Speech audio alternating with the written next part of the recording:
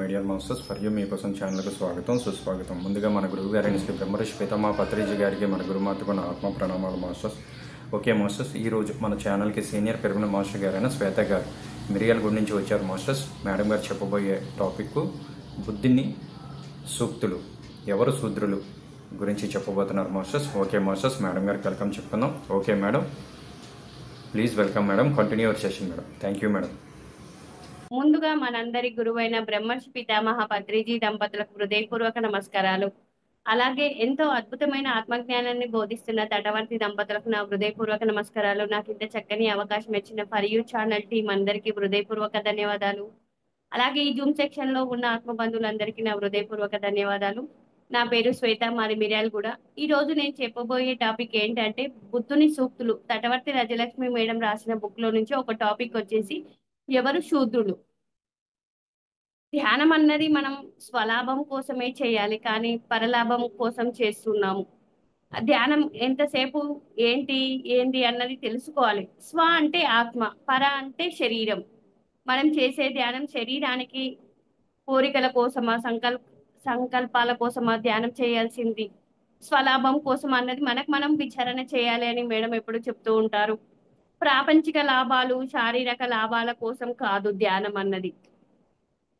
ఈ విషయం మనం రోజు తెలుసుకుంటున్నాం. ప్రతి క్షణం ఎరుకని కోల్పోకుండా ఉండాలి. మనం దేహం కాదు ఆత్మ అని తెలుసుకున్నాం. ఆత్మ తెలుసుకున్నప్పుడు మనం దేనికోసం, శరీరం కోసం, లాభాల కోసం ధ్యానం చేయాలా, మన ఆత్మ లాభం కోసం ధ్యానం చేయాలి అన్నది విచారణ చేసుకోవాలి. ఎందుకు నేను దేహం కాదు ఆత్మ అని సార్ ఎప్పుడు పెట్టుకోమని చెప్తుంటాడు, ఎరుకలో ఉండేటట్టు. అలా పెట్టుకోవడం వల్ల మనకు అనుక్షణము మనం ఎంతసేపు ప్రాపంచికంగా ఉన్నా ఎంబడే ఎరుకలోకి వచ్చేస్తాం, నేను దేహం కాదు ఆత్మ అని. ఎందుకంటే ఎప్పుడు అనుక్షణం మనం మాయలో ఉండిపోతామంట. ఈ ప్రాపంచికంలో మాయ అన్నది వితిన్ సెకండ్ మనం మాయలో ఉంటాం. ఎలాగా అంటే మాయ అన్నది ఎలా ఉంటుందంటే, ఇక్కడ ఒక నారదముని స్టోరీ కథ చెప్పడం జరుగుతుంది. ఏంటి అంటే నారద మహాముని అడుగుతాడంట, మాయ అంటే ఏంటి, అందరూ మాయలో ఉన్నారు అన్నారు, భూమి మీదకి పోతే ఎలా ఉంటుంది మాయ అని. అంటే సరే నువ్వు భూమి మీదకి వెళ్ళి మంచినీళ్ళు తీసుకొని రా అని పంపిస్తాడంట విష్ణుమూర్తి నారద మహామునిని. పంపించినప్పుడు ఆయన ఏం చేస్తాడు, బావి దగ్గర ఒక అమ్మాయి అందంగా ఉంటది. ఆయన వచ్చిన పని మర్చిపోతాడు. ఆమెకు ఆమె అందానికి మోహితుడయ్యి మాయలో పడిపోయి నన్ను పెళ్లి చేసుకుంటావా అని ఆయన ఇక పెళ్లి తర్వాత ఇక పిల్లలు తర్వాత ఇక ఒకదానికి ఒకటి పడిపోయాడు అందులో. మళ్ళీ బాగా వర్షాలు వచ్చి వాళ్ళ ఇల్లు కోల్పోయి పిల్లలందరూ బయట వర్షంలో కొట్టుకొని పోతుంటే అప్పుడు తనకి ఒక ఆకాశవాణి వినిపిస్తదంట, నారద మహాముని నువ్వు భూమి మీదకి దేనికోసం వచ్చావు అంటే మాయలో ఎలా ఇరుక్కుపోయాడు అన్నది అప్పుడు ఆయన కెరికలోకి వచ్చేసింది. అంటే భూమి మీదకి వస్తే మాయ అన్నది వితిన్ సెకండ్ లో ఉంటుంది అన్నట్టు. అది మర్చిపోతాడు, వచ్చిన విషయాన్ని మర్చిపోతాం. మనం కూడా అంతే, వచ్చిన విషయాన్ని మర్చిపోయి మాయలో ఉండిపోయినాం. నా పిల్లలు, నా భర్త, నా సంసారం, ఇది ఇక అంత నాది మాది అన్న మాయలో ఉండిపోతామే. మమకారాలలో ఉండిపోయి వితిన్ సెకండ్ మనం వచ్చిన ఏంటి, మన పర్పస్ ఏంటి, మన లక్ష్యం ఏంటి అన్ని మర్చిపోయాడు.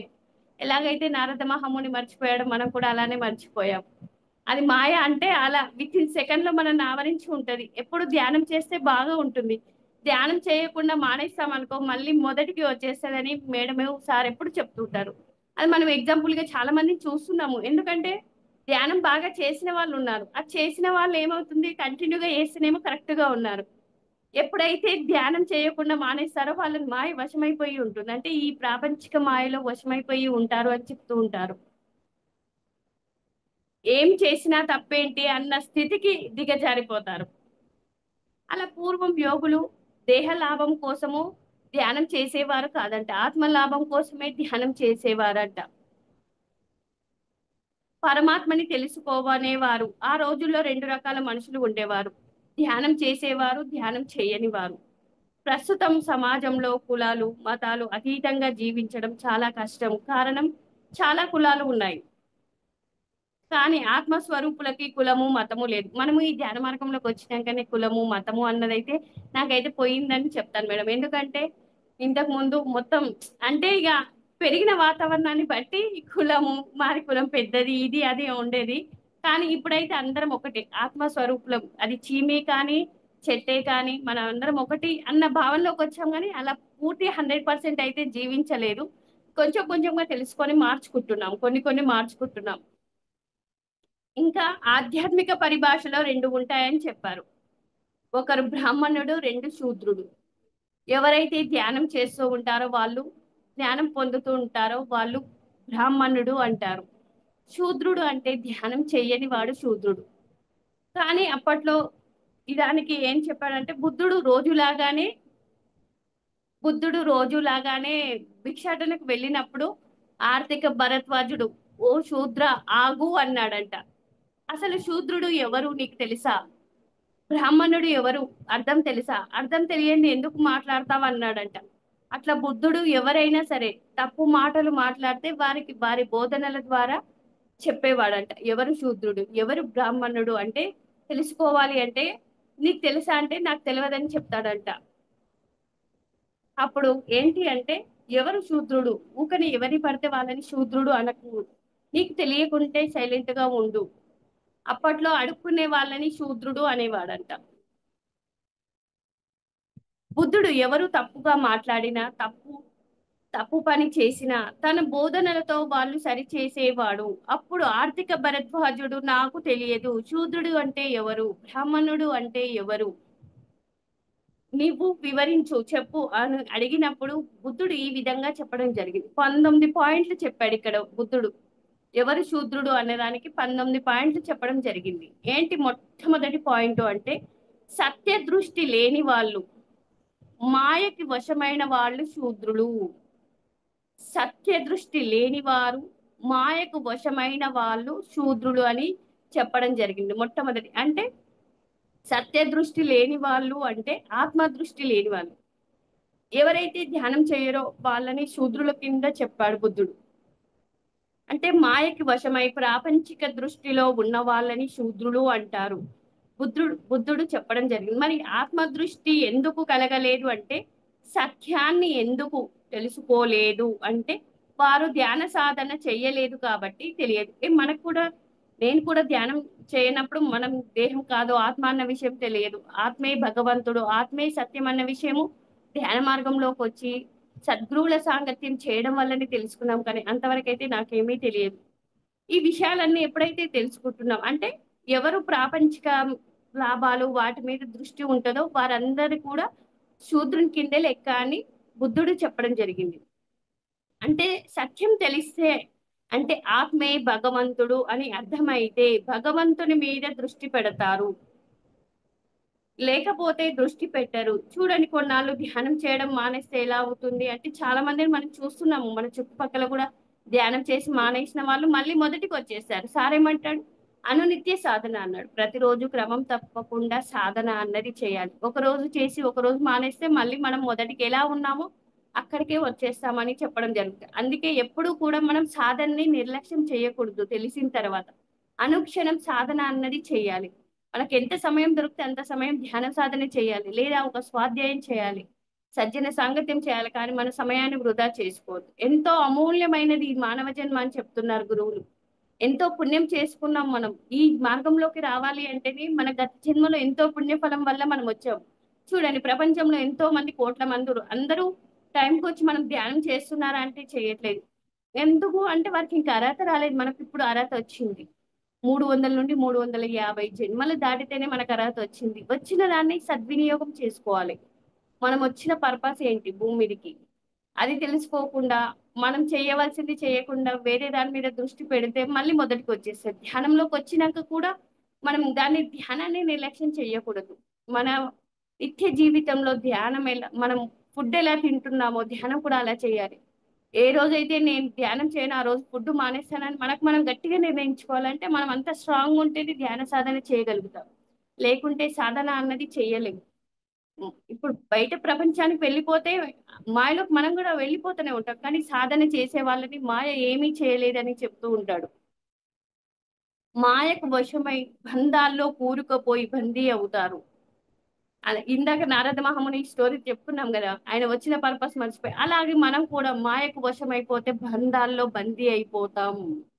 మన పర్పస్ తెలుసుకోవాలి. తెలుసుకున్న తర్వాత దాని మీద ఫోకస్ చేయాలి. ఎప్పుడు మనం చెయ్యవలసింది చేస్తూ ఉంటే పొందవలసింది పొందుతామని ఎప్పుడు చెప్తాడు. పత్రి సార్ కూడా చెప్తాడు ఇది. చెయ్యవలసింది చేయండి, పొందవలసింది పొందుతారు.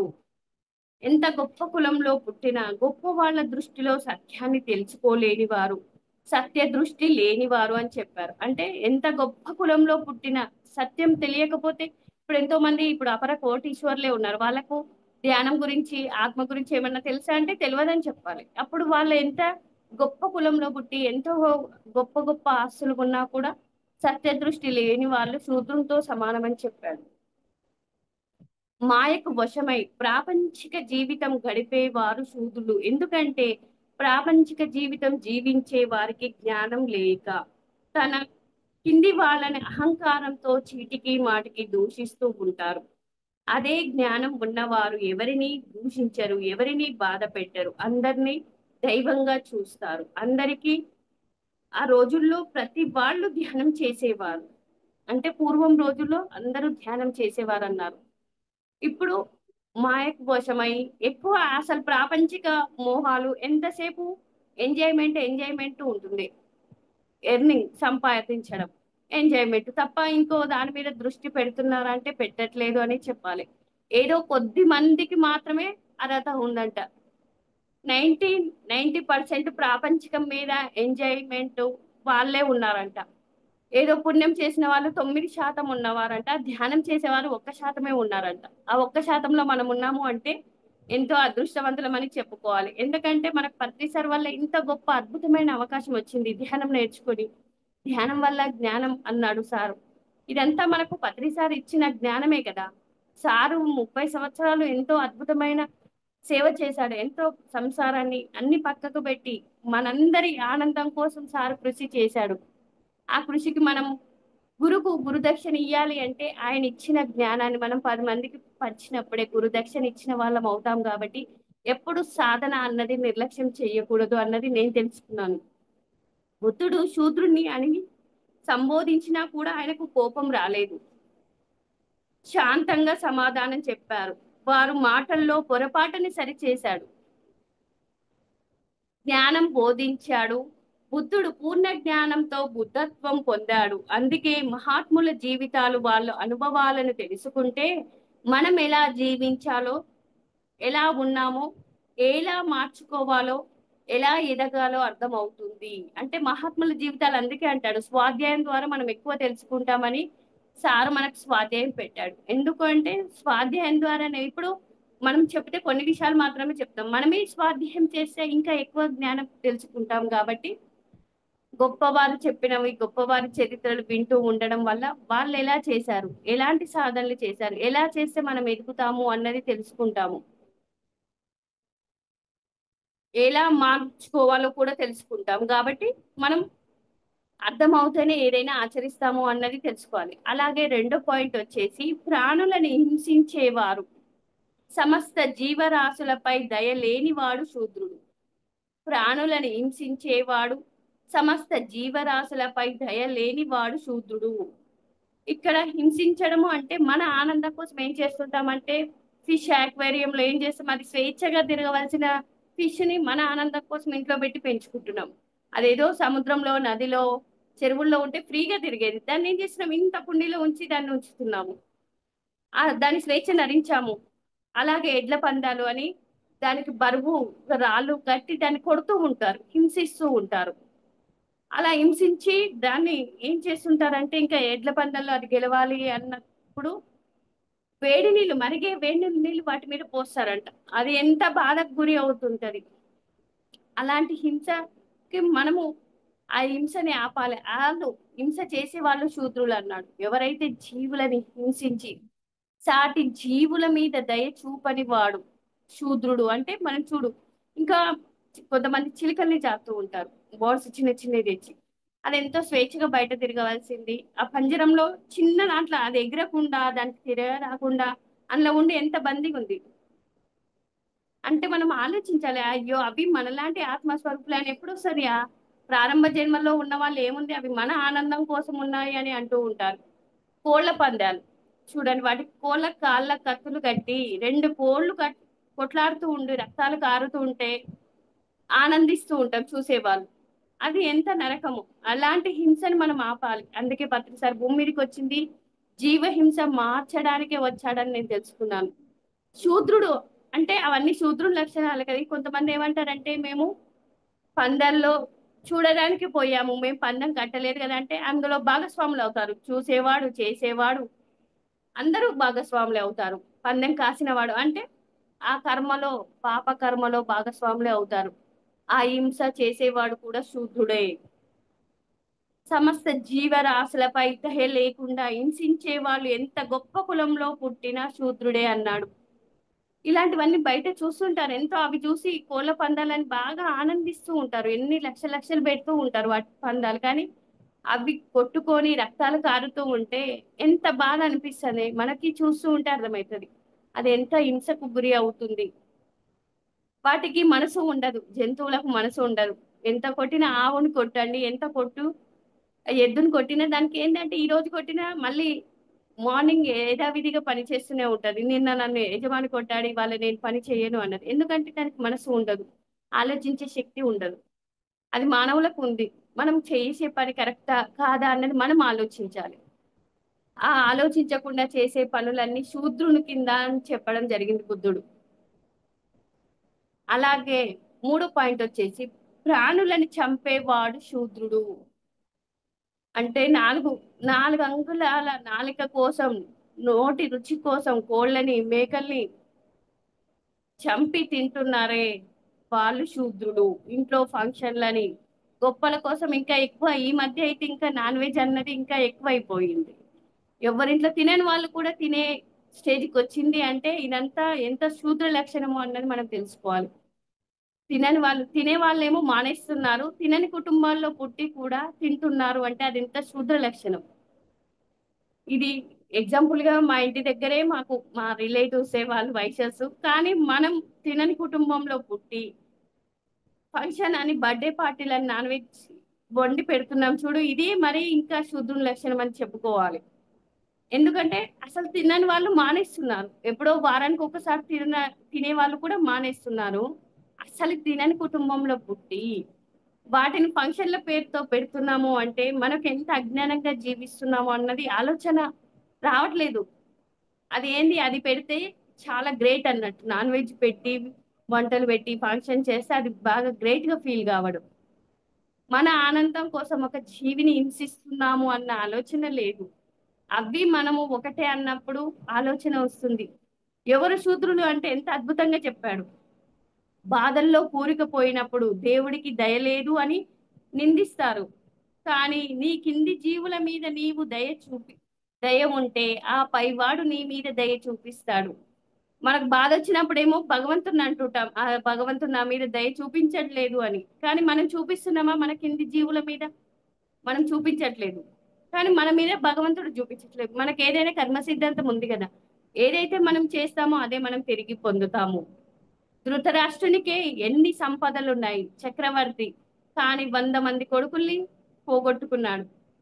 భారత యుద్ధం తర్వాత అడుగుతాడంట కృష్ణ, నేను 100 మంది కొడుకుల్ని కన్నాను, అందరినీ చనిపోయారు, ఇది కరెక్టేనా అంటే, ఇది న్యాయమేనా అంటే, నువ్వు ఒకానొక జన్మలో 100 పక్షి గుడ్లని నువ్వు విచ్ఛిన్నం చేసి చంపేశావు, మరి ఫలితం ఎందుకు ఎంబడే రాలేదు అని అడిగాడంట ధృతరాష్ట్రుడు. అంటే ఎంబడే ఎట్లా వస్తుంది, నీకు 100 మంది కొడుకులు పుట్టే పుణ్యం నువ్వు చేసుకోవాలి.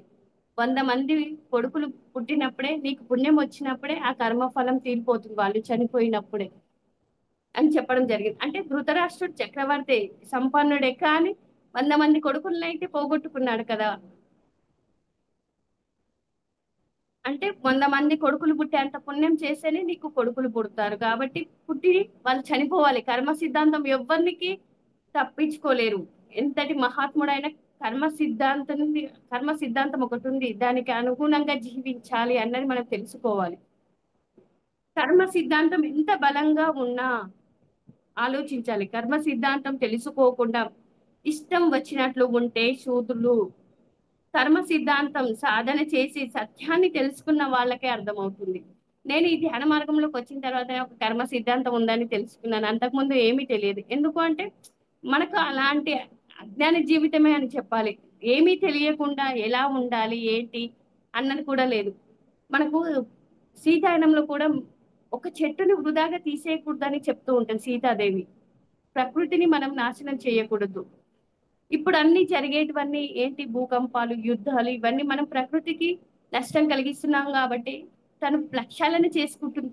ప్రకృతి కూడా ప్రక్షాళన చేసుకుంటూ ఉంటదంట. అప్పుడప్పుడు ఈ వైపరీత్యాలని అలా చేసి ప్రక్షాళన అన్నది చేసుకుంటూ ఉంటుందంట.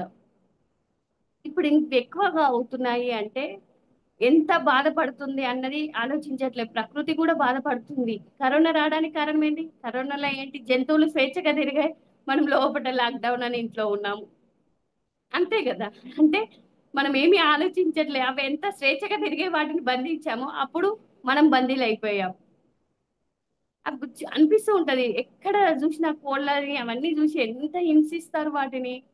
ఇంకా కొన్ని చోట్ల అయితే ఆవులని ఎక్స్‌పోర్ట్ చేసేటప్పుడంట ఎక్కువ ఆవుల్ని తీసుకుపోవాలి అని ఆవు కాళ్ళని నరుకుతారంట. నరికి పెట్టేసి తీసుకెళ్తారంట. అంటే ఇంకెంత నరకం చూడది. ఎక్కువ జీవుల్ని తీసుకెళ్ళాలి అంటే ఎక్కువ ఎక్స్‌పోర్ట్ జేసుకోవాలి అన్నట్టు డబ్బు సంపాదన సంపాదించుకోవాలని ఇంకా ఎక్కువ కాళ్ళు కట్ చేస్తారంట. ఇంకొక చోటైతే ముసలి దానికి నచ్చిన బాటుని కట్ చేసుకొని తింటూ ఉంటారంట ప్రతిరోజు. అంటే అదెంత హింసకు గురి అయితది. చూడండి మన చెయ్యికి వేలుకి ఇంత కట్ అయితేనే ఎంత బాధపడతామే కూరగాయలు కట్ చేస్తూ మనకు చెయ్యి నొప్పి లేస్తుందని. కానీ అదెంత నరకం అనుభవిస్తది. ప్రతిరోజు ఒక్కొక్క పార్ట్‌ని నరికి తింటారు అంటే దాన్ని చంపకుండా నచ్చిన పార్ట్‌ని తింటారంట. ఇదంతా ఎంత హింస, ఎంత శూద్ర లక్షణమో అన్నది ఆలోచించాలసలు. అవన్నీ వింటుంటే మనసంతా ఎలానో అనిపిస్తది. ఎందుకంటే అవి మనలాంటివే. ఇప్పుడు ప్రతిదీ ఏడ కనిపించినా అయ్యో! వాటిని మనకు ఛాన్స్ దొరికితే వదిలిపెడదామా అన్నట్టు అనిపిస్తది. అవన్నీ పాపం స్వేచ్ఛగా తిరగాల్సినవి బందీలయ్యున్నాయి. అవి అనిపిస్తుంటది. అవి అందులో ఉండి బాధగా మనల్ని చూస్తూ ఉన్నప్పుడు మాకు ముక్తిని ప్రసాదించండి అన్న ఫీలింగ్ మనకొస్తూ ఉంటది. వాటిని తీస్తే ఎంత బావుంటది మనకు. ఆ స్వేచ్ఛ ఉండాలి గానీ నైట్‌కి నైట్ పోయి తీసేయాలి అనిపిస్తది. అలా ఎంతో మంది ఎంతో రకంగా హింస చేస్తున్నారు. అది కూడా శూద్ర లక్షణమే అన్నాడు. ప్రాణులను చంపేవారు కూడా శూద్రులే అని 4 పాయింట్లు. మూడో పాయింట్లు. 4 పాయింట్ వచ్చేసి ఎదుటి జీవిని భయపెట్టిన శూద్రులేనంట. ఎవరు భయపెడతారంటే ఇంతకుముందు పూర్వం రోజుల్లో నక్సలైట్లని, అన్నలని వాళ్ళు ఉన్న వాళ్ళ ఇంట్లో వెళ్ళి, గ్రామస్తులు వెళ్ళి వాళ్ళందరినీ దోచుకోవడము, భయపెట్టడం. వాళ్ళొస్తుర్రంటే పెద్ద బాంబులు వేయడం ఎంతో రకంగా ప్రజల్ని భయపెట్టేవాడు. ఇంతకుముందు చాలా ఉండేటివి అవి ఎక్కువ ఉండేది. నక్సలైట్స్ అని అడవుల్లో ఉండి వాళ్ళ గ్రామస్తుల మీద చాలా భయపెట్టి భయ ఆందోళనకు గురి చేసే కూడా మనం విన్నాము. కానీ చూడలేదు అవి విన్నాము అప్పట్లో జరిగాయని. గ్రామస్తులు వణికిపోతూ ఉంటే చిన్న జీవులైన మనుషులైన ఎదుటి వారిని భయపెట్టాడు అంటే నువ్వు శూద్రుడివే. చిన్న జీవే కదా అని భయపెట్టిన అది శూద్ర లక్షణమే అన్నాడు 4 పాయింట్‌లో. అలాగా 5 పాయింట్ ఏంటి? ఇతరులకు దొంగిలించేవారు. ఇతరులవి దొంగిలించేవాడు శూద్రుడు. చూడండి షాపింగ్ కాంప్లెక్స్ బయట ఎక్కడ అంటే హైదరాబాద్‌లో ఇవైతే బాగా ఎక్కువ కనిపిస్తూ ఉంటాయి. కబ్జా జరగడము, భూములు కబ్జా జరగడం గాని, షాపింగ్ కాంప్లెక్స్‌లో కూడా చాలా ఇక్కడ కోటి, సుల్తాన్ బజార్ అక్కడ చాలా రద్దీగా ఉంటది. వాళ్ళేం చేస్తా ఉంటారు ఒకరు ఇక్కడ తీసుకుంటూ ఇది అడుగుతూ ఉంటారు. అందులో తీసి 2 బ్యాగ్‌లో వేస్తూనే ఉంటారు. సూపర్ మార్కెట్‌లలో గూడా అంతే. చాలా అన్ని మార్కెట్‌లలో గూడా సీసీ కెమెరాలు ఇప్పుడు కెమెరాలొచ్చి చాలా వరకు తగ్గాయి. కానీ చాలా మంది ఇది చూపించు, అది చూపించు అని వాళ్ళ మాటల్లో పెట్టి బ్యాగులో వేస్తూ ఉంటారు. అదంతా శూద్ర లక్షణం అంట. దొంగతనం కూడా శూద్ర లక్షణమే. ఇంకా మేడం వాళ్ళేమంటారంటే ఇతరులది అడగకుండా ఏదైతే తీసుకుంటామో అది కూడా శూద్ర లక్షణమే అన్నారు. అంటే మనకి మన వాళ్ళే అయినా కూడా అడిగి తీసుకోవాలి. అడిగి తీసుకుంటేనే అది సమానం. కానీ లేకుంటే అడగకుండా ఏది ఇతరులది మనం తీసుకున్నా కూడా అది శూద్ర లక్షణమే. ఇతరులకు చెప్పకుండా తీసుకునేది శూద్ర లక్షణం. ఎదుటి వాడిది తీసుకుంటే అది తీర్చడానికి మళ్ళీ ఇంకొక జన్మ పెరుగుతుందని తెలియదు. మరి అలాంటి దొంగ బుద్ధి ఉన్నవాడు ఎదుటి వారిని మోసం చేసి వాడి దగ్గరి నుంచి అపహరించేవారు శూద్రుడే అన్నాడు బుద్ధుడు. అలాగే ఎదుటి వాడిని తీసుకోకూడదు అనే సిద్ధాంతం కూడా తెలుసుకోవాలి. ఇవన్నీ ధ్యాన మార్గంలోకి వచ్చిన తర్వాత ఈ సద్గురువుల ద్వారానే తెలుసుకుంటాం. ఇంకా ఏంటి అంటే ఫంక్షన్‌కి వెళ్ళి కూడా మనం అక్కడ ధర్మంగా ఉండాలి అంటే మనకు ఒకటి స్వీట్ తింటే ధర్మం అంట. 2 తింటే అది అధర్మం అంట. ఇప్పుడు కూరగాయలు కొంటాం. కరేపాకు అడుగుతాం. నువ్వు కూరగాయలకే డబ్బులిచ్చావు. కరేపాకు అడుగుతావు చూడు. అది కూడా అధర్మమే. అంటే మనం ఎంత సూక్ష్మాన్ని కూడా ఆలోచించాలి. ధ్యాన మార్గంలోకి వచ్చినాక ప్రతీది ఎంత ఎరుకతో జీవించాలి. ఎన్నో విషయాలు తెలుసుకుంటున్నాం. అలా తెలుసుకోవడం వల్ల తెలియక ఏదైనా అడగొచ్చు. అడిగినా కూడా ఇప్పుడు మార్చుకోవడానికి ప్రయత్నం చేస్తున్నాము. అలా ఇతరుల విషయాలు ఇంకా కొంతమంది ఏం చేస్తుంటారు, వాకింగ్ అని వెళ్తుంటారు. వాకింగ్‌కి వెళ్తూ కవర్ పట్టుకొని పోయి కవర్ నిండా పూలు తీసుకొనొస్తారు ఇతరులే. అప్పుడు ఏంటి వాళ్ళకి తెలియకుండా తీసుకొనొస్తుర్రంటే అది కూడా దొంగతనమే కదా! అది కూడా ఒక శూద్ర లక్షణమే అన్నది కూడా తెలుసుకోవాలి. కానీ మనం ఆ చిన్న చిన్న పొరపాట్లు కూడా మనం ధ్యానం చేయకముందు తెలియదు. ధ్యానం చేసిన తర్వాత అది కూడా తప్పే. వాడేదో కష్టపడి చెట్టు పెట్టి నీళ్లు పోస్తే మనం పోయి చక్కగా పూలు దింపుకొనొస్తే వాళ్ళు తిట్టుకుంటారా లేదా? తెలియకుండా తీసుకుపోయి అడిగి తెచ్చుకుంటే ఒక పద్ధతిగా ఉంటుంది. తెలియకుండా తెచ్చుకుంటే అది శూద్రుని లక్షణమే. అలాగే అప్పు చేసి ఎగ్గొట్టేవాడు ఆరో పాయింట్. అప్పు చేసి ఎగ్గొట్టేవాడు శూద్రుడు. కొంతమంది అప్పులు చేసి అప్పులు తీర్చలేక ఊరు విడిచి వెళ్ళిపోయేవారు కూడా ఉంటారు. కొంతమంది ఎలా ఉంటుందంటే మా ఆయన ఫ్రెండే ఒకతను చాలా క్లోజ్‌గా చిన్నప్పటి నుంచి కలిసి పెరిగారు. రేపు ఊరు విడిచి వెళ్ళిపోతాను అన్నప్పుడు రూ. 10,000 ఫోన్ తీసుకొని వెళ్ళిపోయాడు. రేపు ఉదయం వెళ్ళేటప్పుడు ఈరోజు నైట్ తీసుకొని వెళ్ళాను. చాలా బెస్ట్ ఫ్రెండ్స్ ఇద్దరు. ఆయన బాగా అప్పులు చేశాడు, ఎగ్గొట్టి వెళ్ళిపోయాడు. 60, 70 లక్షలు అప్పు చేసి వెళ్ళిపోయాడు. చాలా మంది ఇంకా ఏంటి అంటే ఐపీ పెడతారు. తీసుకుంటారు, ఐపీ పెట్టేస్తారు. ఇప్పుడు వాళ్ళకేంది ఐపీ పెడితే ప్రాణ నష్టం ఏదున్నా వీరి వల్లనే చనిపోయాను అని ఐపీ. ఇదంతా ఎంత ఇంకా నువ్వేమన్నా నోట్ రాసి ఇచ్చావా అంటారు. నమ్మకంతో ఇస్తే ఏమంటారు? నువ్వేమన్నా నాకు నోట్ రాసి ఇచ్చావా అని మోసం చేసే వాళ్ళు కూడా ఉంటారు. ఇవన్నీ శూద్రుని లక్షణాలే అన్నాడు బుద్ధుడు. అలాగే ఏడో పాయింట్ వచ్చేసి బాటసారులను దోచుకునేవాడు శూద్రుడు. పూర్వం రోజుల్లో అయితే బాటసారులు దోచుకునేవారు. ఇప్పుడైతే మెడలో చైన్లు లాగడం, బ్యాగులు లాక్కోవడం అవన్నీ ఇప్పుడు చేస్తున్నారు. బాటసారులకు ఏంటి అంటే చలివేంద్రాలు ఏర్పాటు చేసి వారి దగ్గరున్న వాళ్ళు వాటర్ తాగి, మజ్జిగ తాగి రెస్ట్ తీసుకుంటుంటే పూర్వం రోజుల్లో దొంగిలించేవారు వాళ్ళ సొమ్ము. అది కూడా బాటసారులను మోసం చేసే కూడా శూద్ర లక్షణమే అని చెప్పాడు బుద్ధుడు. అలా తీర్చకపోయినా పర్లేదు. సేద తీర్చకపోయినా పర్లేదు. దోచుకుంటారు. అంతకంటే పాపం ఉండదు. అందుకే ఎవరైతే బాటసారులను దోచుకుంటారో వారు శూద్రులు అన్నాడు బుద్ధుడు. అలాగే 8వ పాయింట్ అబద్ధపు సాక్ష్యం చెప్పేవాడు శూద్రుడు.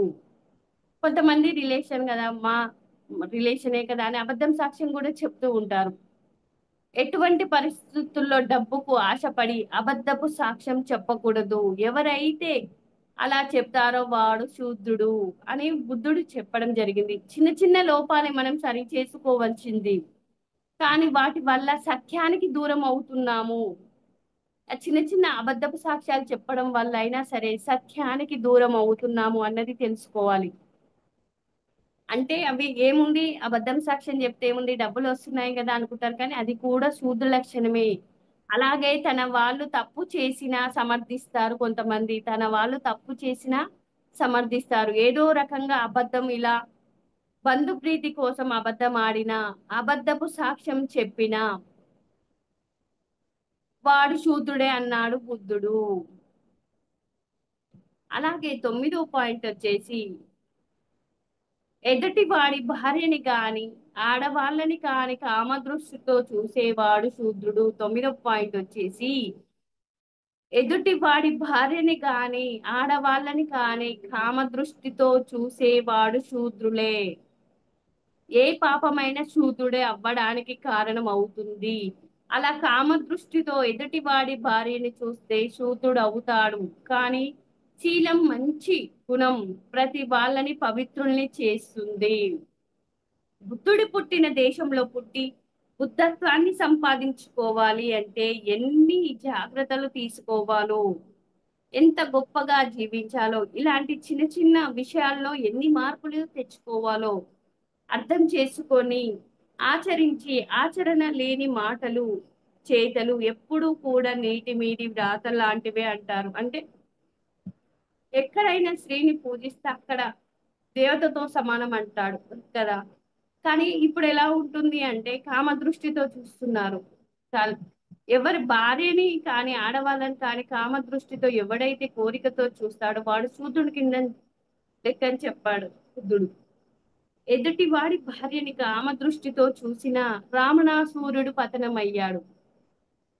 అంటే ఎవరిని కాని కామ దృష్టితో చూస్తే వాడు శూద్రుని కింద లెక్క అన్నాడు. రావణాసురుడు కూడా పరాయి స్త్రీ మీద వ్యామోహం వల్లనే పతనమయ్యాడు. రావణ యుద్ధం అయిపోయాక రాముడు అయోధ్యకు వచ్చినప్పుడు కౌసల్య అడిగిందంట, నాయన నువ్వు రావణాసురుణ్ణి సంహరించావా అని. అప్పుడు రాముడు ఇలా సమాధానం చెప్పాడంటే ఏమని, పరమశివ భక్తుడు రా రావణుడు పరమ జ్ఞాని పరమ యోగి నేల కూలిపోయాడమ్మా అని చెప్పడం. అంటే దీని ద్వారా గ్రహించవలసిన సందేశం ఏమిటి అంటే రాముడు గుణగణాలు ఎంత గొప్పవో చూడండి. తన భార్యను ఎత్తుకపోయినా శూద్రుడు కదా అని చులకనగా మాట్లాడలేదు. భార్యను ఎత్తుకపోయాడు వాడు వీడు అని ఏం మాట్లాడలే. ఆయన పరమ యోగి పరమ జ్ఞాని నేల కూలిపోయాడమ్మా అని వాళ్ళ అమ్మతో చెప్తున్నాడంట రాముడు. అంటే రాముడి గుణగణాలు ఎంత గొప్పగా ఉన్నాయి అని మనం ఇక్కడ ఆలోచించాలి. యుద్ధంలో నేను జయించాను అని గర్వంగా చెప్పుకోలేదంట. ఎన్ని గొప్ప పనులు చేసినా ఇలాంటి కోరిక వల్లనే పరాయి స్త్రీ కామ దృష్టితో చూసే పతనమైపోతారు. రావణుడి జీవితం చూస్తే తెలుసుకోవాలి. ఎవరైతే ఇలా కామ దృష్టితో చూస్తారో వాళ్ళు శూద్రునితో సమానం. అంటే పరాయి స్త్రీని ఆడవారిని ఎవరినైనా సరే కామ దృష్టితో చూస్తే అది కూడా శూద్రుని లక్షణమే అని చెప్పడం జరిగింది బుద్ధుడు. అలాగే 10వ పాయింట్ వచ్చేసి తల్లిదండ్రులని నిర్లక్ష్యంగా వదిలేసిన వాడు శూద్రులే. అంటే ఇప్పుడు ప్రపంచంలోకి నువ్వు రావడానికి కారణం నీ తల్లిదండ్రులు. నీకు మొదటగా ఆకలి తీర్చి తల్లి కళ్ళు తెరవగానే నిన్ను ఒడిలో చేర్చుకునేది తల్లి. కానీ ఇప్పుడు ఏం చేస్తున్నారో తల్లిదండ్రులు ఎంత అంటే వాళ్ళను వృద్ధాశ్రమంలో వేయడము, ఇదంతా తల్లిదండ్రులని నిర్లక్ష్యం చేయడము కూడా శూద్ర లక్షణమే అంటున్నారు.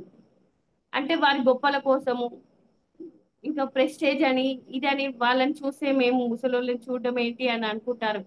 ఇవి ఎక్కువైపోయాయి, వృద్ధాశ్రమాలు ఎక్కువైపోయాయి. అంటే ఇదంతా శూద్ర లక్షణమే కదా. తల్లిదండ్రులు ఎవరి తల్లిదండ్రులైనా సరే అత్తమామలైనా తల్లిదండ్రులైనా మనవారే కదా.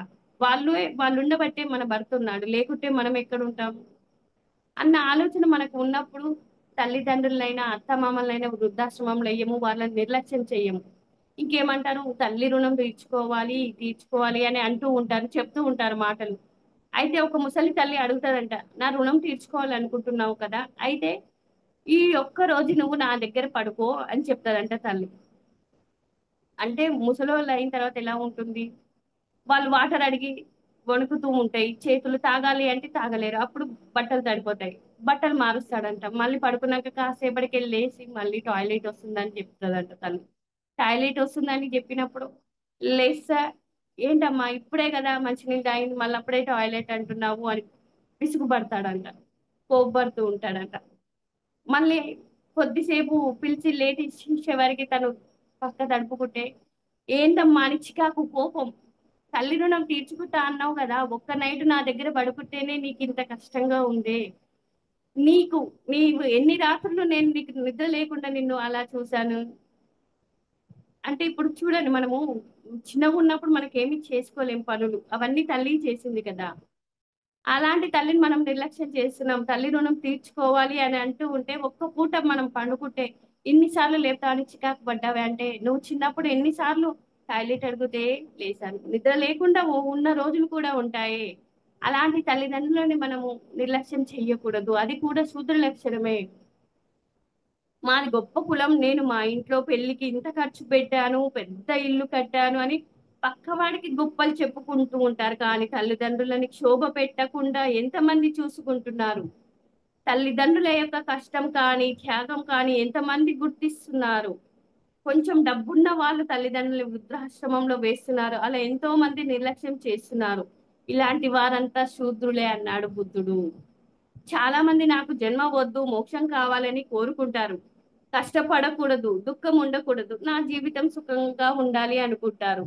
ఏదైనా కష్టపడితేనే వస్తుంది. కష్టపడంది ఏది మనకు రావాలి అంటే రాలేదు. కష్టే ఫలి అన్నారు. అంటే కష్టపడ్డ వానికి ఎప్పుడైనా ఫలితం దక్కుతుంది అన్నది కూడా నేను తెలుసుకున్నాను. అది భోగాలే ఉండాలి అని చెప్తారు, కానీ చిన్న తప్పులు నీలో ఉన్న మోక్షానికి అర్హుడు కాదు. అంటే ఈ రకమైన జ్ఞానం నీకు ఇంకా రాలేదు అని అర్థం. చిన్న తప్పున్నా మనం మోక్షానికి అర్హులం కాలేమంట. ఏది మనం అంటే మనం మనలో లోపాలు ఏమన్నా ఉంటే సరి చేసుకోవాల్సినవి ఉంటాయి. ఎందుకంటే మనం మోక్షం కావాలి అంటున్నాం. మోక్షం కావాలి అంటే మన లోపాలు మనం విచారణ చేయాలి. విచారణ చేసినప్పుడే మనం అర్థం అవుతుంది. మన లోపాలు ఏమన్నా ఉంటే సరి చేసుకునే అవకాశం ఉంది మనకు, కాబట్టి చేసుకోవచ్చు. అందుచేత తెలుసుకోండి, బుద్ధుడు చెప్పిన మాటలు జ్ఞానం పొందడానికి మార్గాలు. అందుకే ఇలాంటి సూక్ష్మాతి సూక్ష్మమైన విషయాల్ని చెప్పి పాపాలు చేయవద్దు అన్నాడు బుద్ధుడు. అంటే మనం ఎంత జాగ్రత్తగా ఉండాలి, ప్రతి విషయంలో ఎంత జాగ్రత్తగా ఉండాలి అన్నది బుద్ధుని సూక్తులు అర్థమవుతుంది. అంటే ఎవరికి శూద్ర లక్షణాలు ఉన్నాయంటే ఎన్ని తప్పులు ఉన్నాయి, ఎన్నిటిని ఉంది అన్నది అర్థమవుతుంది. ఎప్పుడైనా అర్థమైతే ఏదైనా ఆచరిస్తాము. అర్థం కాకుండా ఎంత విన్నా లాభం లేదు. విన్న మాటలు ఒక్కటైనా హృదయంలోకి వెళ్తే అద్భుతంగా ఉంటుంది వారి జీవితం అని కులపతి గారు అంటారు. ఒక్క మాట మనం హృదయంలోకి తీసుకున్నా అంటే అది దాని మీద ఫోకస్ చేస్తే ప్రతిదీ ఆచరించగలుగుతాము. విని వదిలిపెట్టడం కాదు, హృదయంలోకి తీసుకోవాలంటాడు కులపతి గారు. అలాగే 11వ పాయింట్ వచ్చేసి కుటుంబ సభ్యులతో పౌరుషంగా మాట్లాడిన శూద్రుడే. అంటే పౌరుష హక్కులు ఉంటాయి కదా, బాగా కొంతమంది ఇంట్లలో బాగా అరుచుకుంటా ఉంటారు.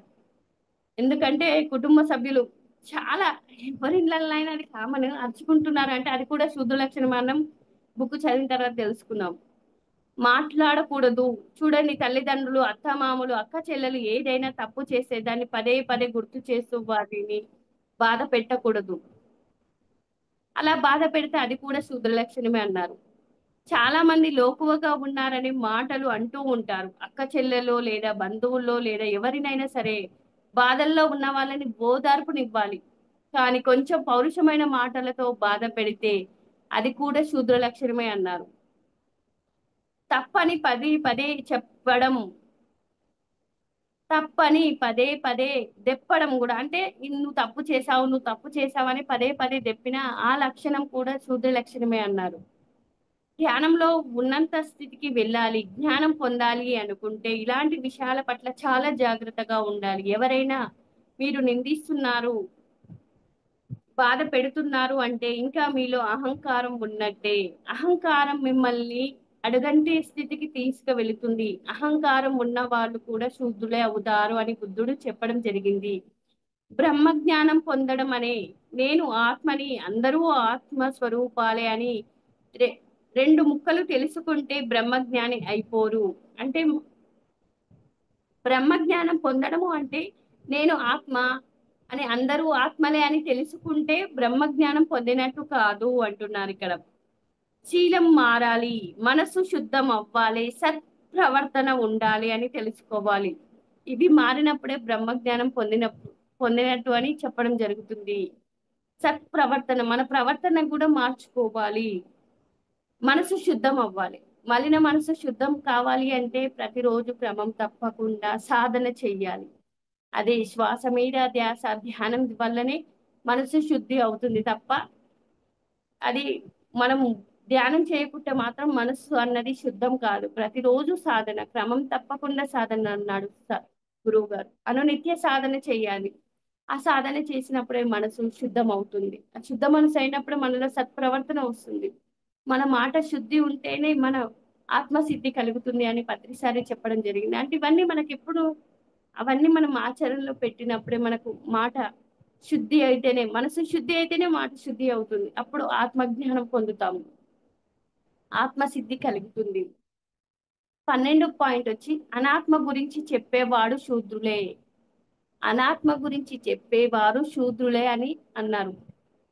అనాత్మ అంటే మనసు గురించి చెప్పకూడదు. అంటే ప్రాపంచిక విషయాల గురించి, ప్రాపంచిక లాభాల గురించి, అనిత్యమైన విషయాల గురించి చెప్పకూడదు. మరి ఎవరైతే ఆత్మ గురించి కాకుండా అనాత్మ గురించి చెప్పారో వారు శూద్రులు అన్నారు.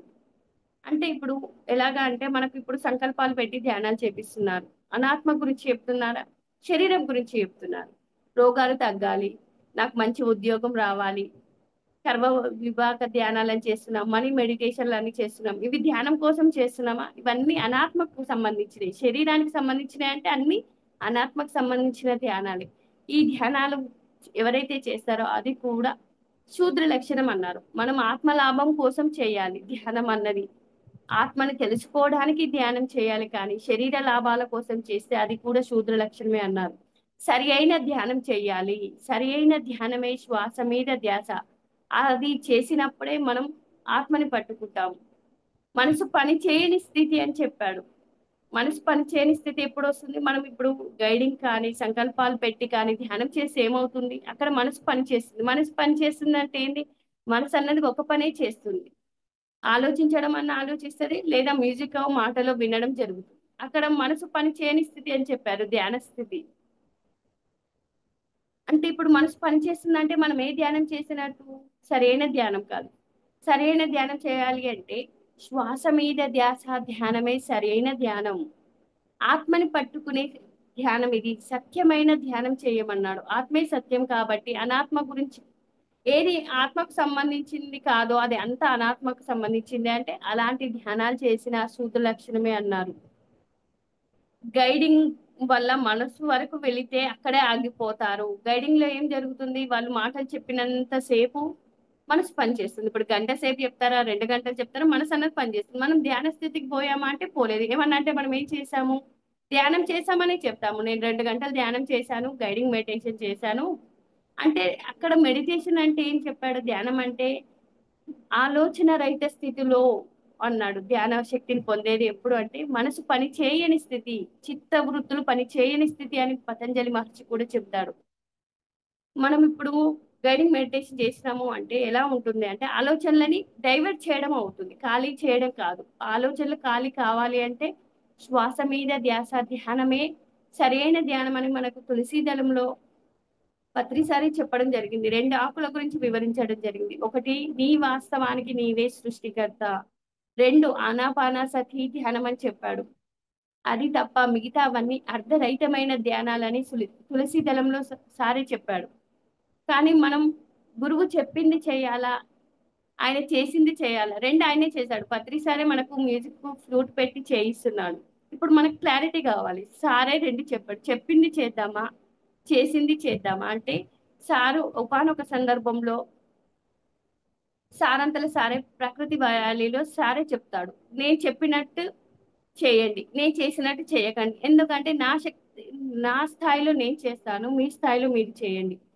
గురువు చెప్పింది చేద్దామా, చేసింది చేద్దామా అంటే ఇప్పుడు అందరు ఏం చేస్తున్నారు? గురువు చేసిందే చేస్తున్నారు. గురువు చేశాడు, మనం చేయాలి. సారే చెప్పాడు 2.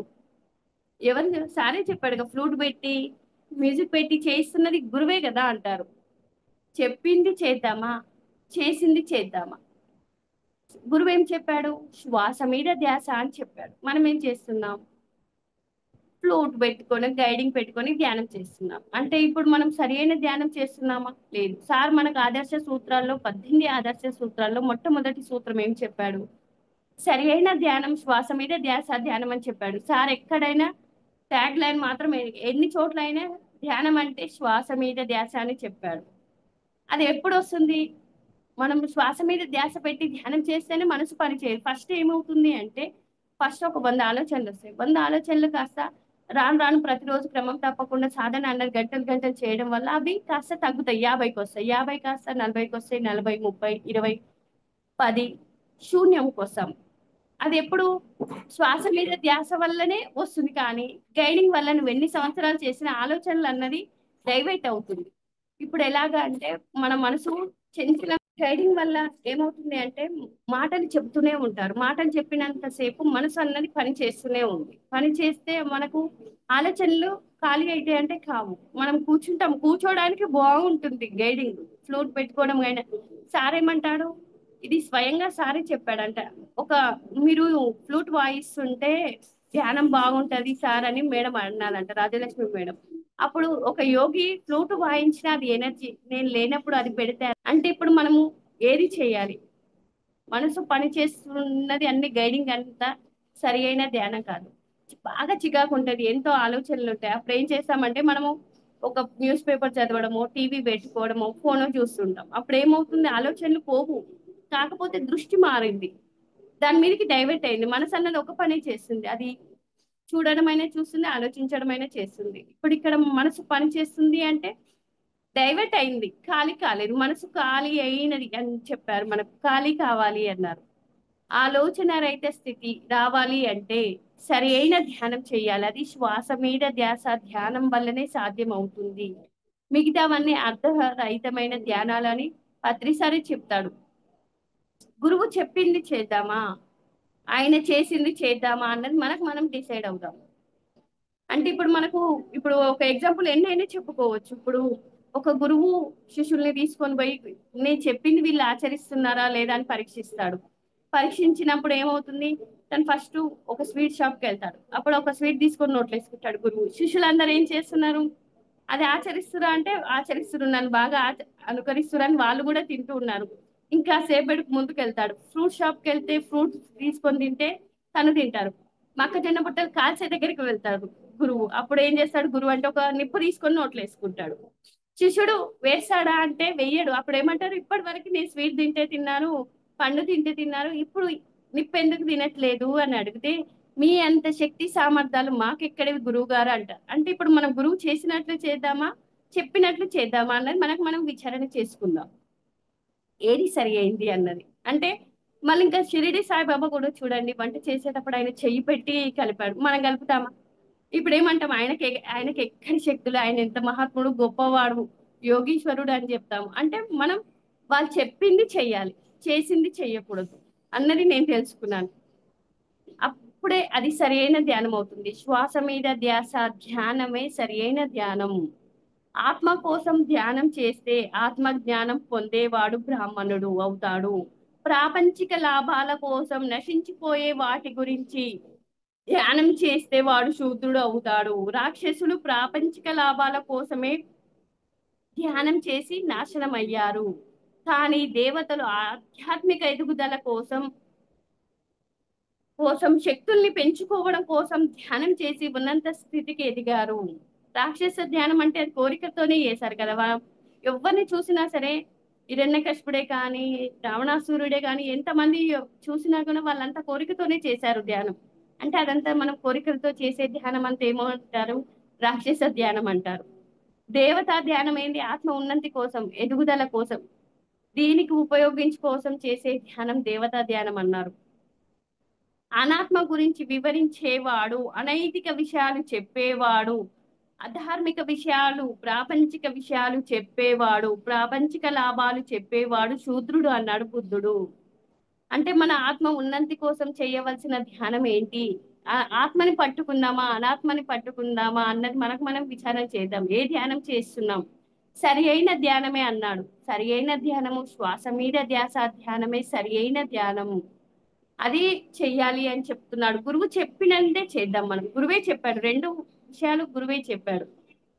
నేను చేసినట్లు ఎప్పుడు చేయొద్దు అని కూడా గురువే ఒక సందర్భంలో సారే చెప్తూ ఉంటాడు. పత్రి సారే రాయజగపతి సార్కి చెప్తూ ఉన్నాడు. అంటే అది అందరికీ ఒక వ్యక్తికి కాదు అక్కడ చెప్పింది.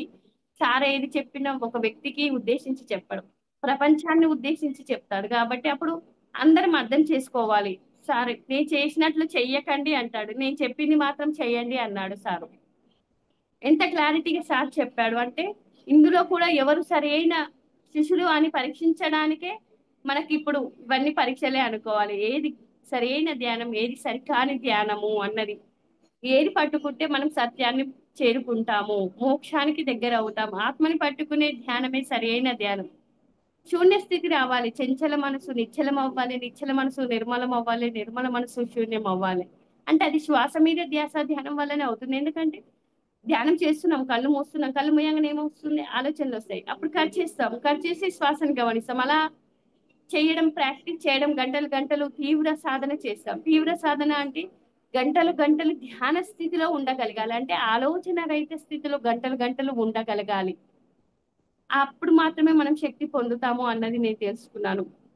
అలాగే 13 పాయింట్ వచ్చేసి చెడ్డ పనులు చేసి ఇతరులు తెలుసుకోకూడదు అని ప్రయత్నించేవాడు, రహస్యంగా పనులు చేసేవాడు శూద్రుడు.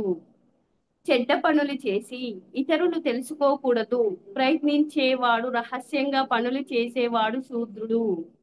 అంటే కొంతమంది వాళ్ళు చేసే తప్పుని తెలిస్తే ఏమేందో మళ్ళీ మనం చేసింది తప్పు ఇతరులకు తెలియద్దు అని దాన్ని దాస్తూ ఉంటారు. అది కూడా శూద్ర లక్షణమే అన్నారు.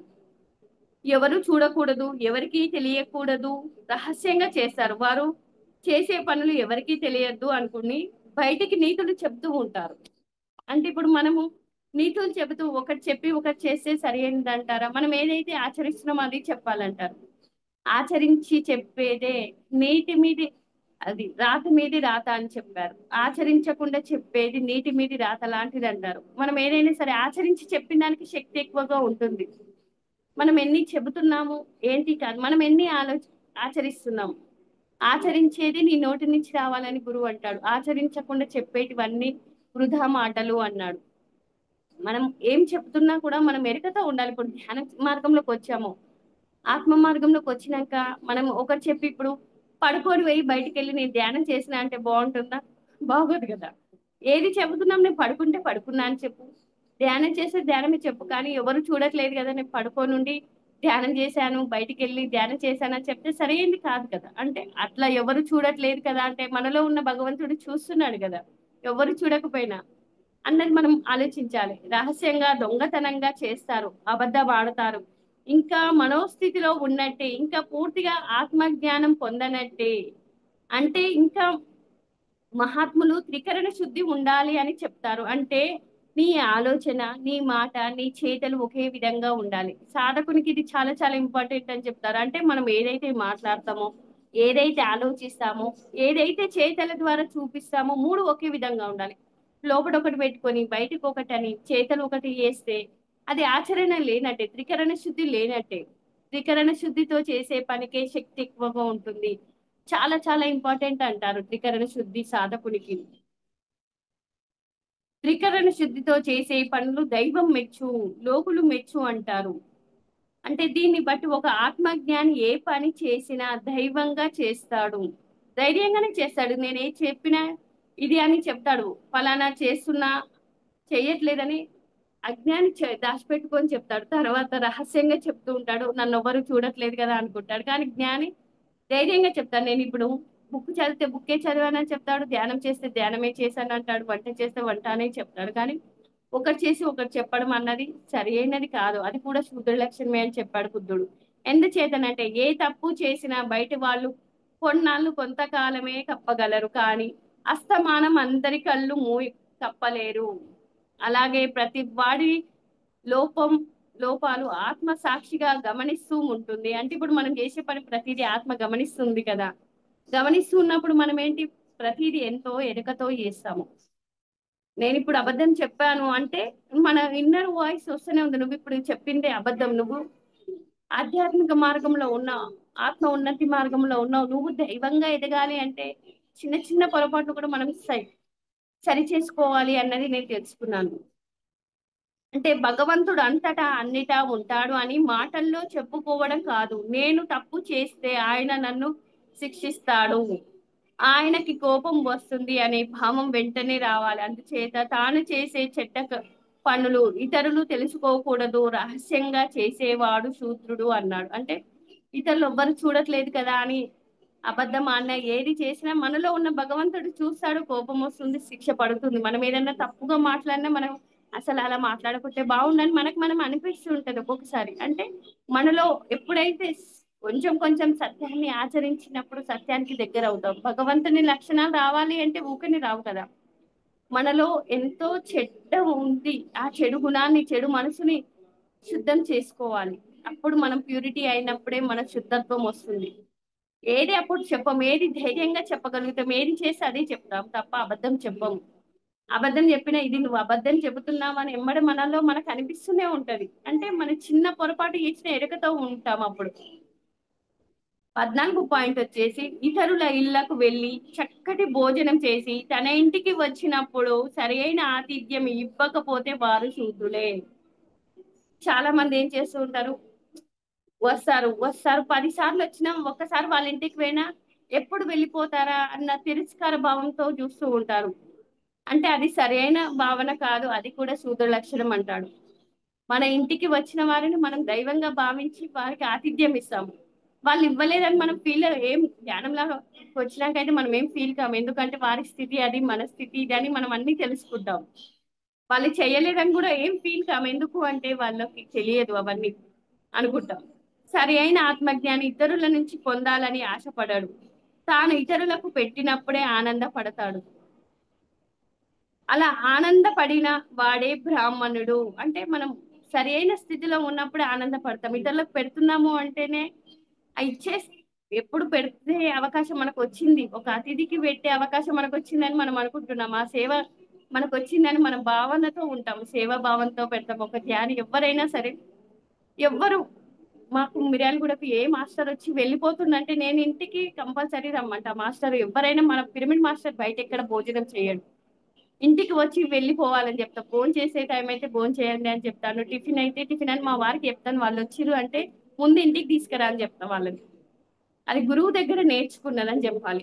ఎందుకు అంటే అంతకుముందు అయినా మనం ఎవరిని అలా చేయలేక వచ్చిన వారికి మర్యాద చేశాం, కానీ ఇంకా ఆచరణ అన్నది ఎక్కువ.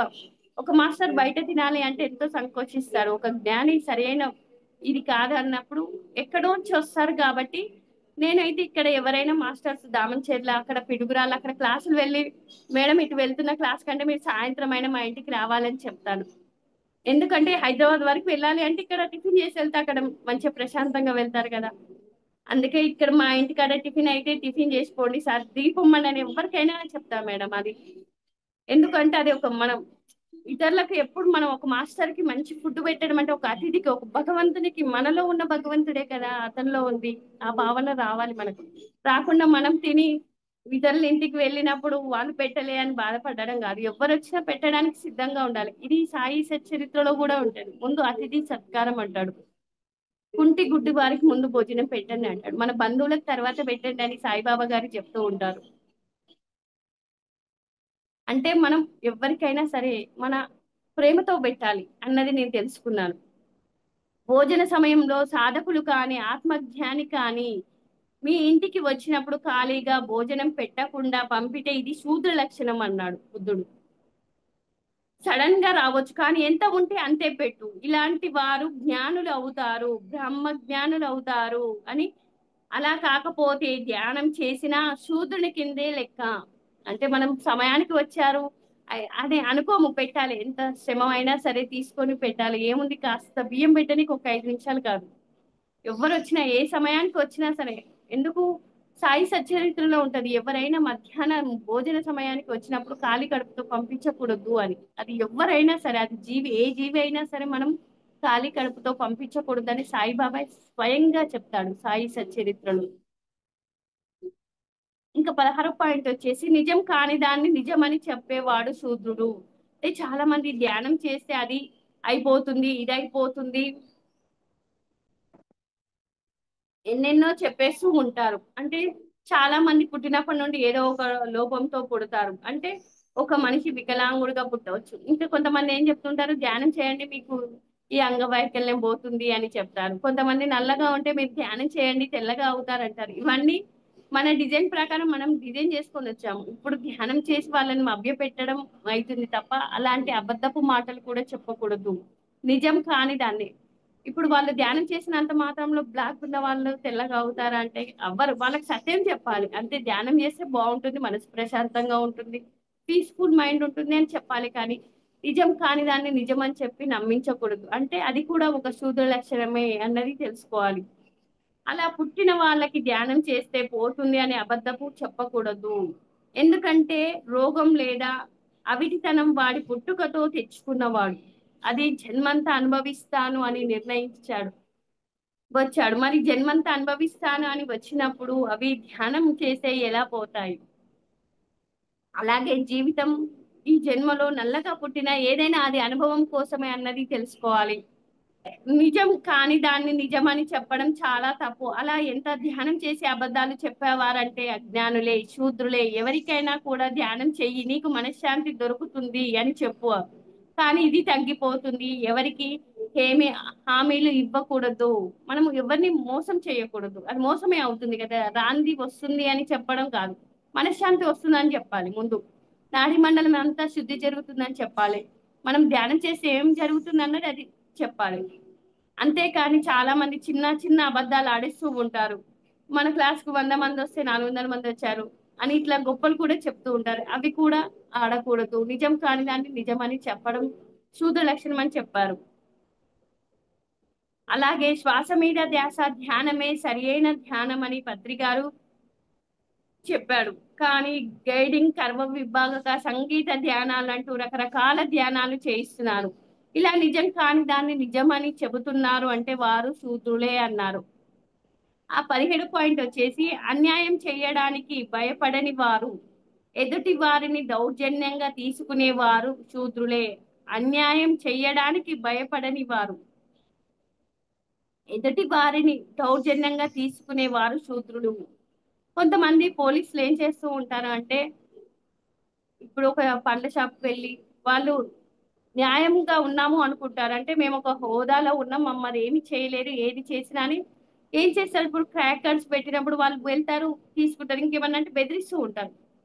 పేదవారి దగ్గర అయినా పండ్ల షాపుల్లో అయినా వాళ్ళు బెదిరించి తీసుకొని పోయేది ఎన్నో మన కళ్ళ ముందు చూస్తూనే ఉంటాము. అంటే అది దౌర్జన్యం చేసినట్టే కదా. నన్ను ఎవ్వరు ఏమి చేయలేరు, నేను పదవిలో ఉన్నాను. అన్యాయంగా దౌర్జన్యంగా తీసుకుంటారు కానీ కొంచెం కూడా భయపడరు వాళ్ళు. ఎందుకంటే వాళ్ళకి పాప ప్రీతి లేదు. అంటే పాపం చేస్తున్నామన్న భయం కూడా ఉండదు. ఇది పాపము, పేదవారి కడుపు కొడుతున్నాము అన్న భయం కూడా పోలీసులకు ఉండదు. ఎందుకంటే మేము హోదాలో ఉన్నాము అనుకుంటూ ఉంటారు కదా. అలా ఎదుటి వాళ్ళని ఏడిపించేవాడు, ఎదుటి వాడిని తెలియకుండా తీసుకునేవాడు, పక్క వాడిని బాధ పెట్టేవాడు, చెడ్డ పని చేసిన అది తెలిసి కూడా సిగ్గుపడని వాడు శూద్రుడే అన్నాడు. అంటే పక్క వాళ్ళని బాధ పెట్టినా తెలియకుండా పేదవారిని, ఎంతో మంది ఆ పళ్ళ దుకాణంలో కూడా బయట పెట్టుకున్న వాళ్ళని కూడా తీసుకొని వెళ్తూ ఉంటారు, బెదిరిస్తూ ఉంటారు కదా. అంటే అదే మమ్మల్ని ఎవ్వరు ఏమీ చేయలేరు, అది పాపము అన్న పాప భీతి కూడా వాళ్ళకు ఉండదు. అలా 17 పాయింట్. 18 పాయింట్ వచ్చేసి జ్ఞానుల్ని దోషించిన శూద్రుడే అన్నాడు. ఆత్మే భగవంతుడని వేదాల్లో ఉపనిషత్తుల్లో చెప్పబడింది. అలాగే భగవంతుణ్ణి తెలుసుకోవాలి అంటే ధ్యానం ఒకటే మార్గమని కూడా చెప్పబడింది. మరి అవన్నీ చెప్పకుండా చదవకుండా తెలుసుకోకుండా ధ్యానం చేసేవారిని కొంతమంది విమర్శిస్తూ ఉంటారు. విమర్శిస్తూ ఉన్నారు అంటే అది కూడా శూద్ర లక్షణమే. విమర్శించే వారిది చేసేవారు వాళ్ళు భగవంతుని తెలుసుకోవాలన్న తపనతో చేస్తూ ఉంటారు. సత్యం తెలియని వాళ్ళు అలాగే విమర్శిస్తారు. వారికి పూజకి ధ్యానానికి మధ్య వ్యత్యాసాలు తెలియదు. పూజలు అన్నది తొలిమెట్టు. నాస్తికత్వం నుంచి ఆస్తికత్వంలోకి రావడానికి మొదటి మెట్టు పూజ, తుది మెట్టు ధ్యానము. గొప్ప గొప్ప యోగులు ధ్యానంలో అన్ని సాధించారు. ధ్యానమే తోటే దైవం దర్శనం చేసుకున్నారు. అంటే ధ్యానంతోనే దైవ దర్శనం చేసుకున్నారు. పూజలు సాంప్రదాయమే, ఆగమ శాస్త్రంలో పుట్టిందే కానీ ఆ శాస్త్రం దాటాక ఇంకో శాస్త్రం తెలుసుకోవాలి. అంతేకాని విమర్శించకూడదు. అంటే పూజలు అన్నది ఒక శాస్త్రం అన్నది, అది ఒక ఆగమ శాస్త్రమే. దాని తర్వాత ఇంకో శాస్త్రం ఉంటుంది కదా. అలా విమర్శించకూడదు. జ్ఞానులను విమర్శించేవారు శూద్రుడితో సమానం అన్నాడు బుద్ధుడు. అంటే ఇప్పుడు జ్ఞానం పొంది కొంతమంది హేళన చేస్తుంటారు. వీళ్ళు కళ్ళు మూసుకొని ఓన్లీ ధ్యానం చేస్తున్నారు, వీళ్ళకి ఇన్ని కష్టాలు వస్తున్నాయి, ఇవన్నీ ఇంకా హేళన చేస్తూ ఉంటారు. హేళన మాటలు మాట్లాడుతుంటారు, విమర్శిస్తూ ఉంటారు. ఇన్ని సంవత్సరాల నుంచి చేస్తున్నారు, వీళ్ళలో ఏం మార్పు వచ్చింది ఏంటి అని అడుగుతూ ఉంటారు. ఎన్నో రకాలుగా ఉంటూ ఉంటారు. కానీ విమర్శ చేసేవారు శూద్ర లక్షణం అని చెప్పాడు బుద్ధుడు. మనమే వదిలిపెట్టాలి. వాళ్ళు విమర్శ చేస్తున్నారు అంటే వాళ్ళకి ఆ స్థాయి రాలే, ఇంకా అది తెలుసుకునే స్థాయి రాలేదు అని వదిలిపెట్టేస్తే హ్యాపీగా ఉంటాం. వాళ్ళతో మనం వాదనకు దిగొద్దు, మూర్ఖంతో వాదన వద్దు అంటాడు. అంటే వదిలిపెట్టేసారు అలాంటి వాళ్ళని. మనము ఎవరైనా మన దృష్టిలో ఉన్నా వదిలిపెట్టేసారు. వాళ్ళకి తెలియదులే, వాళ్ళకి ఇంకా అర్హత రాలేదు కదా, తెలుసుకోలేదు. వాళ్ళు ఇంకా మొదటి క్లాస్ లోనే ఉన్నారు. 10th క్లాస్కి వస్తే కదా 10th క్లాస్ సబ్జెక్ట్ అన్ని తెలిసేది. 10th క్లాస్ వానికి 1వ తరగతి సబ్జెక్ట్ తెలుస్తా అంటే తెలుసు. అది ఎందుకంటే ఆ స్థాయి నుంచి వచ్చాడు కాబట్టి తెలుసు, కాబట్టి ఏం చేయడు. ఫస్ట్ క్లాస్ వానికి 10th క్లాస్ సబ్జెక్ట్ తెలియదు కదా, తెలియనప్పుడు వాడిని వదిలిపెట్టడమే కరెక్ట్. మనతో వాదన అన్నది దిగకూడదు అన్నది తెలుసుకున్నాను నేను. అలాగే 19వ పాయింట్, అజ్ఞానంలో ఉన్న వాళ్ళు శూద్రులే. సాధన చేసి ఆత్మజ్ఞానం పొంది ఎవరితో ఏమి వాదించకుండా ఉండేవాడు జ్ఞాని. మరి ఏమీ తెలియకుండా నాకు అన్నీ తెలుసు అని గొప్పలు చెప్పుకునే వాళ్ళు సమాజంలో శూద్రులే. ఏమీ తెలియకపోయినా నాకు అన్నీ తెలుసు అంటారు చూడు, గొప్పలు చెప్పుకునేవారు. అజ్ఞాని కూడా శూద్రుని కిందే అని చెప్పాడు. అంటే అలా జ్ఞానం లేకుండా అజ్ఞానంతో ఉన్న వాళ్ళు శూద్రులు. జన్మించగా ఎవరు బ్రాహ్మణులు అవ్వరు. అలా తక్కువ కులంలో పుడితే శూద్రుడు కాదు. ఇంతకు ముందు ఏమంటారంటే శూద్రుడు అంటే తక్కువ కులస్తుడు అనేవారు. కానీ ధ్యానం చేయని వాడు శూద్రుడు అన్న విషయం ధ్యానంలోకి వచ్చిన తర్వాత తెలుసుకున్నారు. ఎవరైతే ధ్యానం చేస్తారో వాళ్ళు బ్రహ్మజ్ఞాని, బ్రాహ్మణుడు. బ్రాహ్మణంలో కులంలో పుట్టిన వాడు కూడా శూద్రుని కింద లెక్క అంటాడు. ఎందుకంటే ధ్యానం చేయలేదు కదా అంటాడు సారు. సత్కర్మలను బట్టి బ్రాహ్మణులు బ్రహ్మ జ్ఞానులు అవుతారు. ప్రజలను పీడిస్తూ అజ్ఞానంతో ఎవరికి ఉపయోగపడకుండా ఎదుటి వాళ్ళని దోచుకునేవాడు శూద్రుడు అన్నారు. ఉన్నంత కులంలో పుట్టినవారు శూద్రులే అన్నాడు. మీరు ఎదిగారా లేదా అనడానికి గుర్తుగా మీరు చేసే పనులే. మీరు ఎంత సాధన చేసినా ఎంత జ్ఞానం పొందినా ప్రజలకు మీరు ఉపయోగపడకపోతే అజ్ఞానులే. ప్రజలకు ఉపయోగకరమైన పనులు చేస్తే జ్ఞానులు అవుతారు. నాకు ఈ సమాజం ఏమి ఇస్తుంది అని అడగడం కాదు, సమాజానికి నేనేమి ఇస్తున్నాను అని ప్రశ్న వేసుకోవాలి, చూసుకోవాలి. అలా ఇంకా ఇటువంటి శూద్ర లక్షణాలు ఏమైనా ఉంటే తొలగించుకోవాలి. అలా జ్ఞానం పొంది బ్రాహ్మణులుగా మారాలి. దీనికి తీవ్రమైన ధ్యాన సాధన ఒక్కటే. ఇప్పుడు మనం ఈ జూమ్ పర్పస్ ఏంటి, మనం ఈ జ్ఞానం 10 మందికి చేరవేయాలి. గురువు ఇచ్చిన జ్ఞానాన్ని 10 మందికి చేరవేయాలన్న మన లక్ష్యం ఒకటే కదా. ఇక్కడ మనం ఎలాంటివి కాదు, ఎవరివి ఏది కాదు, కానీ ఒకటే లక్ష్యం, మనం గురువు ఇచ్చిన జ్ఞానం 10 మందికి చేరవేయాలి. ఏ మాస్టర్ అయినా సరే ఎవరొచ్చి ఏమిస్తారో ప్రతిరోజు తెలుసుకోవాలన్న ఆసక్తి ఉంది కాబట్టి టైంకి రాగలుగుతున్నాము. నాకు ఇంత చక్కని అవకాశం ఇచ్చిన ఫర్ యూ ఛానల్ టీం అందరికి హృదయపూర్వక ధన్యవాదాలు. అలాగే పత్రి సార్కి, తటవర్తి దంపతులకు నా హృదయపూర్వక ధన్యవాదాలు. ఈ జూమ్ సెక్షన్ లో విన్న ఆత్మబంధువులందరికీ ధన్యవాదాలు. Thank you madam, thank you. Okay madam, for you మీకోసం మన ఛానల్కి వచ్చి ఎంతో ఆత్మీయాన్ని అందించారు masters. Thank you madam, thank you.